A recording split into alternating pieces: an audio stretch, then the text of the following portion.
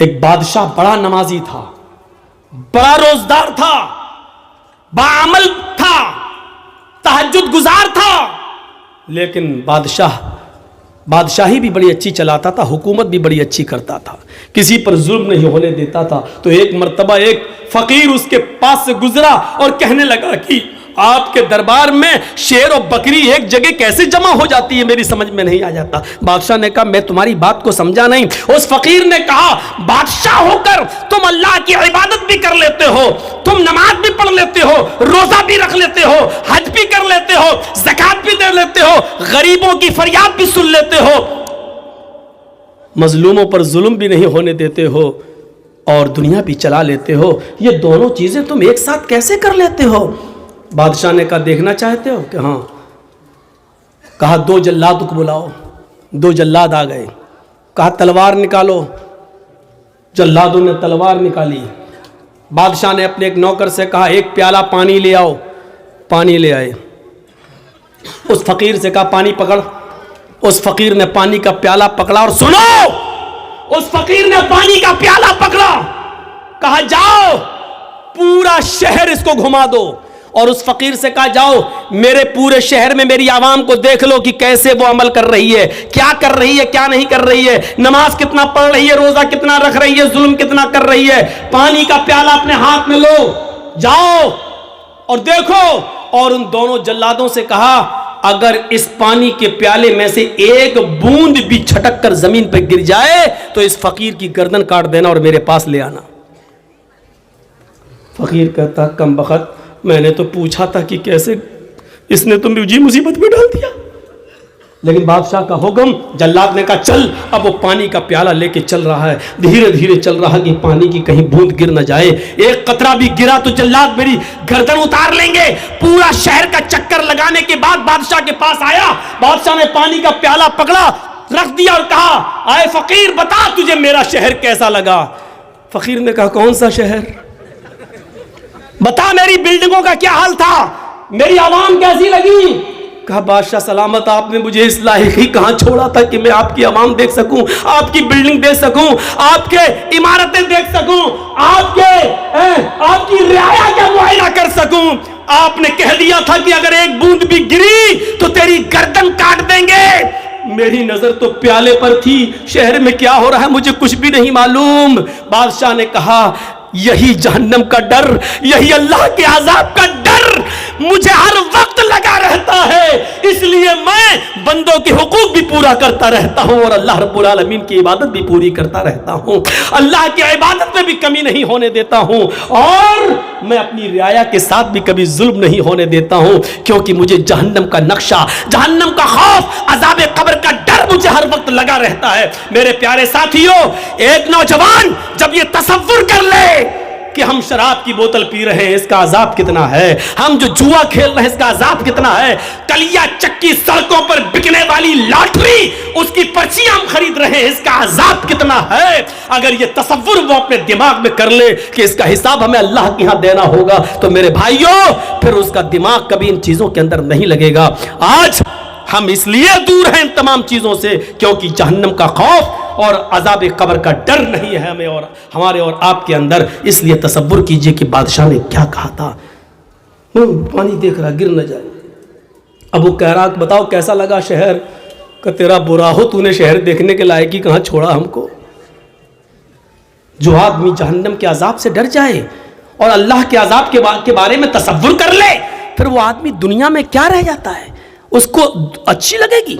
یہ دنیا بہت بوڑھی ہو چکی ہے میرے بھائیوں، سن لو، یہ بہت دنوں سے، اللہ کے رسول کو تو گئے ہوئے 1400 سال ہوا ہے، نبی سے پہلے عیسیٰ اور نبی کے درمیان 500 سال کا فاصلہ، پھر عیسیٰ سے پہلے کوئی نبی، پھر ان کے درمیان فاصلہ، اور ایسے لیتے ہوئے چلے جاؤ حضرت آدم علیہ السلام تک۔ وہاں کے بعد سے اس دنیا کو سوچو اور سوچ کر غور کرو کہ یہ دنیا کتنی उम्र रसीदा हो चुकी है, लेकिन जब एक औरत बूढ़ी हो जाए तो रिश्ता नहीं आता है उसके पास। एक औरत बूढ़ी हो जाए तो उसको कोई देखने के लिए तैयार नहीं होता है मेरे भाइयों, क्योंकि वो बूढ़ी हो चुकी है। अब वो ना बच्चे पैदा करने के लायक रह गई है, ना शादी के लायक रह गई है।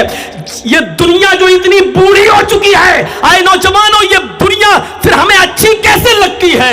ये दुनिया फिर हमें गवारा कैसे हो जाती है? इस दुनिया को बूढ़ा समझकर हम इसको रिजेक्ट क्यों नहीं कर रहे हैं? ये दुनिया पुरानी हो चुकी है, फिर हम इस दुनिया के पीछे क्यों पड़े हुए हैं? अल्लाह के नबी ने फरमाया, इरतहलत दुनिया मुदबिरतन वरतहलतिल आखिरतु मुकबिलतन।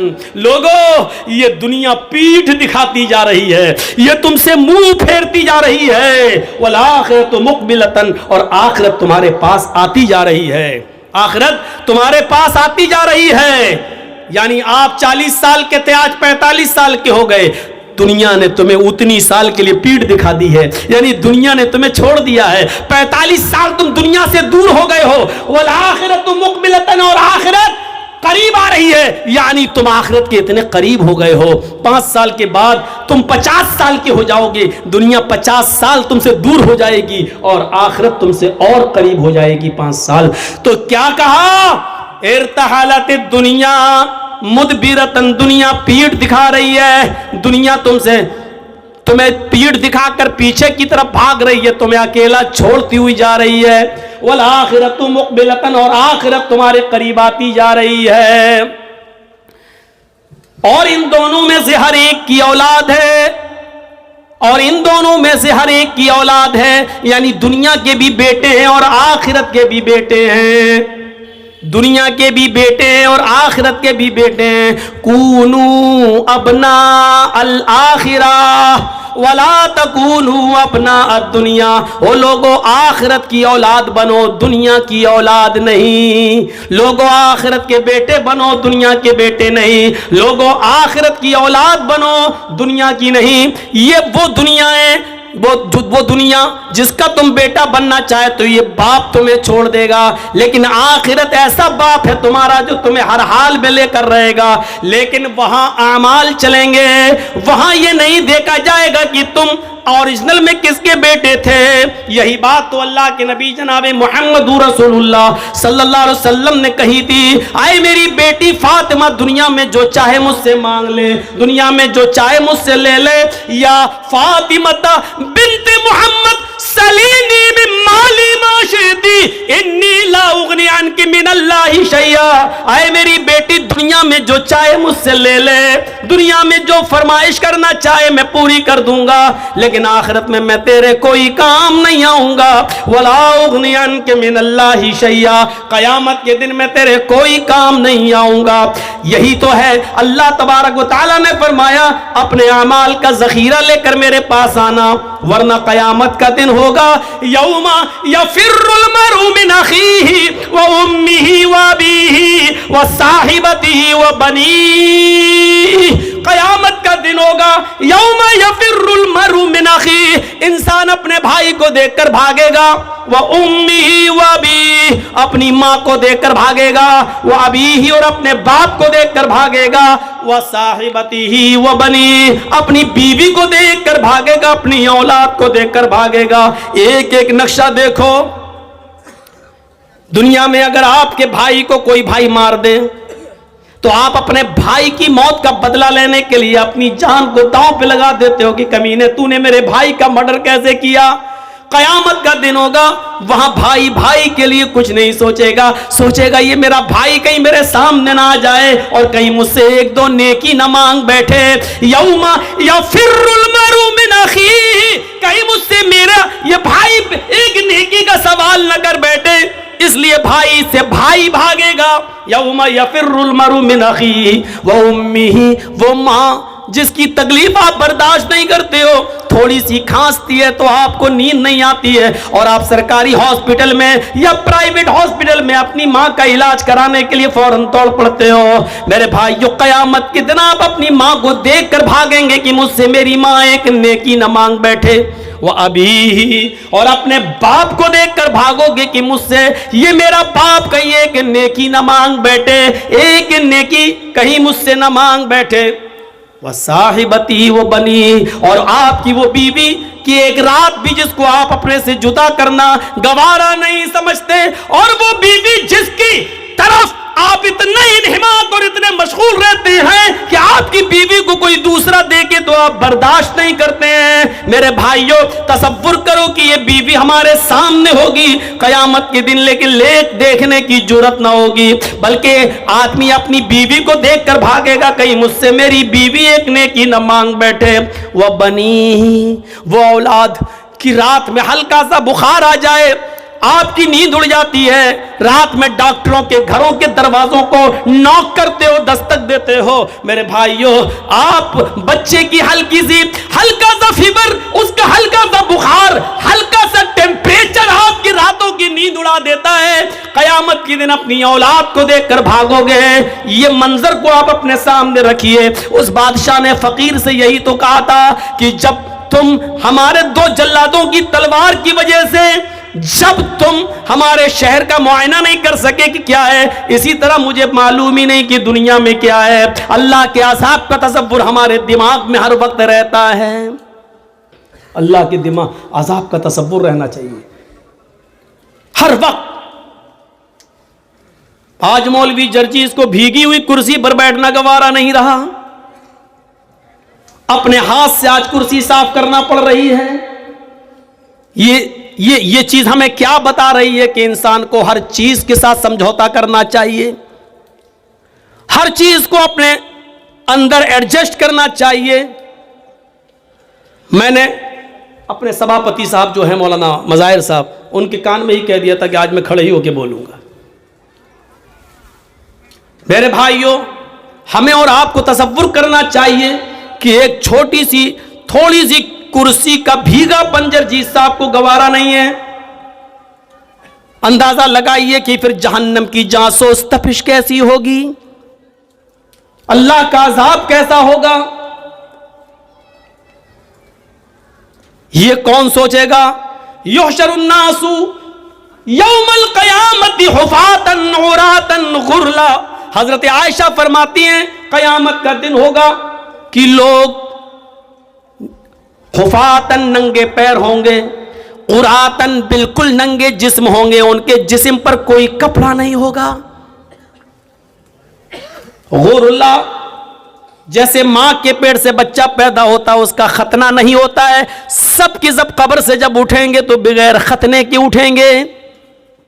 मैदाने महशर में जब सब जमा होंगे तो किसी का खतना नहीं हुआ होगा, सब गैर मख्तून होंगे, बगैर खतने के होंगे, और सबको अपने अपने किए करे का हिसाब किताब देना होगा। हजरत आयशा कहती हैं अर्रिजालु वन्निसाउ जमीआ, आय अल्लाह के नबी क्या मर्द भी होंगे और औरतें भी होंगी? हाँ, यहां तो जलसे में भी लड़के निकल जाते हैं देखने के लिए। देखें कौन कितनी लिपस्टिक लगाए हैं, कौन कितनी क्रीम और पाउडर लगाए हैं। बहुत से जलसों में जाता हूं, मेला लगता है, और जब तक जर्जीस साहब का नंबर नहीं आ रहा बाहर घूमते रहते लोग, बिहार और हर जगह। आपके इलाके में भी यही हाल है। और उन लड़कियों के पीछे लड़के, अरे जिस जगह चूड़ी की और उसकी दुकान है वहां तुम क्या कर रहे हो भाई? जो खालिस लेडीज सामान बिक रहा है, जेवर बिक रहे हैं, चूड़ी बिक रही है, जहां जेंट्स का एक सामान नहीं वहां तुम क्या कर रहे हो भाई? अल्फाज कड़वे जरूर हैं लेकिन सच हैं। अल्लाह की कसम ऐसा लगता है जैसे एक कुतिया के पीछे 10-10 कुत्ते भाग रहे हों। ये हाल हो जाता है। मैंने पहले ही कह दिया, अल्फाज सख्त जरूर हैं, कड़वे जरूर हैं, लेकिन सच है। हजरत आयशा कहती हैं रिजालु वन्निसाउ जमीअन, अय अल्लाह के नबी क्या उस मैदान महशर में मर्द भी होंगे औरतें भी होंगी? काला नाम, नबी अकरम का जवाब सुनो, हाँ मर्द भी होंगे औरतें भी होंगी, मर्द भी होंगे औरतें भी होंगी। امام کائنات نے جب یہ کہا تو حضرت عائشہ رونے لگی اور روتے ہوئے کہنے لگی ینظر بعضهم الی بعض، اے اللہ کے نبی کیا مرد عورتوں کو اور عورتیں مردوں کو دیکھ رہی ہوں گی میدان محشر میں؟ کیا مرد عورتوں کو اور عورتیں مردوں کو دیکھ رہی ہوں گی؟ اللہ کے نبی اس کا جواب کیا دیتے ہیں؟ ہاں عائشہ، نہ مردوں کا پردہ عورتوں سے ہوگا نہ عورتوں کا پردہ مردوں سے، مرد بھی برہنہ عورتیں بھی برہنہ، مرد بھی ننگے عورتیں بھی ننگی ہوں گی، مرد عورتوں کو اور عورتیں مردوں کو دیکھ رہی ہوں گی۔ حضرت عائشہ نے کہا اے اللہ کے نبی تب تو عورتیں مارے شرم کے، تب تو لیڈیز مارے شرم کے مر جائیں گی جب مرد ان کی طرف نظریں اٹھا کے دیکھیں گے۔ یہاں اگر کوئی لڑکی پر لڑکا نظر نہ ڈالے نہ دیکھے تو وہ کہتی میرے میک اپ میں کمی تو نہیں ہے، میرا ڈریس تو صحیح ہے کہ نہیں، پھر لڑکا دیکھ کیوں نہیں رہا ہے؟ یہاں یہ حال ہے اور وہاں کیا ہوگا؟ حضرت عائشہ کیا کہہ رہی ہیں؟ تب تو عورتیں مارے شرم کے مر جائیں گی جب مرد ان کی طرف نظریں اٹھا کے دیکھیں گے۔ اللہ کے نبی فرماتے ہیں عائشہ اتنی پرواہ کس کو ہوگی کہ کوئی مرد کسی عورت پر شہوت کی نظر ڈال سکے، گندی نظر ڈال سکے، غلط نظر سے دیکھ سکے؟ معاملہ اتنا سخت ہوگا کہ ہر انسان کو سورج کی گرمی اور اس گرمی سے نکلنے والے پسینے سے بچنے کی فکر ہوگی۔ میدان محشر میں وہ سورج جو سبا نیزے کے فاصلے پر 1 میل کے فاصلے پر ہوگا اور اس کی گرمی سے جسموں سے پسینہ ٹپک رہا ہوگا اور لوگ اپنے پسینوں میں ٹخنوں کے برابر، پنڈلی کے برابر، گھٹنے کے برابر، ران کے برابر، کمر کے برابر اور گلے تک ڈوب رہے ہوں گے۔ ہر انسان کو یہ فکر ہوگی کہ ہم اپنے آپ کو بچائیں، کوئی کسی کے اوپر گندی نظر ڈالنے کی جرات نہیں کرے گا۔ یہ چیز ہمیں کیا بتلا رہی ہے؟ وہ بادشاہ نے جو کہا تھا وہ اس کے سامنے یہی سب تو ہے، یہی سب تو تھا۔ اللہ کے نبی سے کسی نے پوچھا آپ کی عمر 63 سال 63 سال اتنی زیادہ تو نہیں ہوئی ہے کہ داڑھی کے بال سفید ہو جائیں؟ آج کل تو 40 سال کی عمر میں 30 سال کی عمر میں سفید ہونے لگتے ہیں۔ اس کی وجہ یہ ہے کہ جو بھی ہم صابن استعمال کرنا چاہتے کر لیتے ہیں کیمیکل والا، جو شیمپو لگا رہے ہیں وہ ہے، اور جو تیل جو بھی آئل ہم سر میں ڈال رہے ہیں اس وجہ سے آج ان کیمیکل، ورنہ 60 سال کی عمر تک بال کہاں سفید ہوتے ہیں؟ تو میرے بھائیوں اللہ کے رسول سے صحابہ نے کہا آپ کے بال عمر سے پہلے سفید کیسے ہو گئے ہیں؟ آپ کے اوپر بڑھاپا کیسے نظر آ رہا ہے؟ تو اللہ کے نبی نے جواب یہ نہیں دیا تھا کہ میری 4 بیٹی ہے زینب، رقیہ، ام کلثوم اور فاطمہ، مجھے ان کی شادی کرنا ہے، ان کا گھر بسانا ہے، ان کے لیے لڑکے دیکھنا ہے۔ یہ جواب نہیں دیا تھا کہ مجھے بیٹیوں کی ٹینشن ہے، مجھے بیٹوں کی ٹینشن ہے۔ اللہ کے نبی نے اس کا جواب یہ دیا تھا کہ مجھ پر جو بڑھاپا ٹائم سے پہلے جو تم دیکھ رہے ہو، بیفور ٹائم جو بڑھاپا میرے اندر دیکھ رہے ہو، جو اولڈنس میرے اندر دیکھ رہے ہو، یہ بیفور ٹائم اولڈنس جو میرے جسم پر، میرے شریر پر تمہیں شو ہو رہی ہے، دکھائی دے رہی ہے، مجھے سورہ نبا نے، سورہ حاقہ نے، سورہ قیامہ نے، سورہ دہر نے مجھے بوڑھا کر دیا ہے۔ ان سورتوں میں قیامت کا جو ہولناک منظر بیان کیا گیا ہے، اس ہولناک منظر نے ہمیں بوڑھا کر دیا ہے۔ مجھے ہر وقت اللہ کے سامنے جواب دہی کی فکر ہوتی ہے۔ وہ چیز ہمیں کیوں نہیں ہوتی ہے؟ کیسے ایک آدمی سگریٹ کو اپنے منہ پہ رکھ لیتا ہے، کیسے ایک آدمی شراب کی بوتل اٹھا کر پی لیتا ہے، کیسے ایک آدمی اذان ہو رہی ہے اور کیرم بورڈ کھیلنا گوارا کر لیتا ہے، کیسے ایک شخص، میرے بھائیوں انڈیا پاکستان کا میچ آ رہا اور یہاں اذان ہو رہی ہے اور وہ دیکھ رہا ہے، سوچ رہا کہ نماز بھی ضروری ہے اور یہ بھی ضروری ہے، اگر یہ میچ 5 اوور ختم ہو گئے تب تک تو، اور ہمیں نماز پڑھنے چلا گیا تو میچ کا مزہ نہیں لے پاؤں گا۔ جبکہ جماعت پڑھ کے بھی آ سکتا ہے، نہیں صاحب میچ ختم ہو جائے گا. ارے لوگ بتا دیں گے کون جیتا ہے، ارے لوگ بتا تو دیں گے، لیکن ایک ایک بال کا جو ٹیسٹ، جو مزہ آ رہا ہے وہ ہم پھر نہیں لے پائیں گے. اس چکر میں وہ نماز نہیں پڑھتا ہے اور میچ دیکھ لیتا ہے. یہ کیسے گوارا کر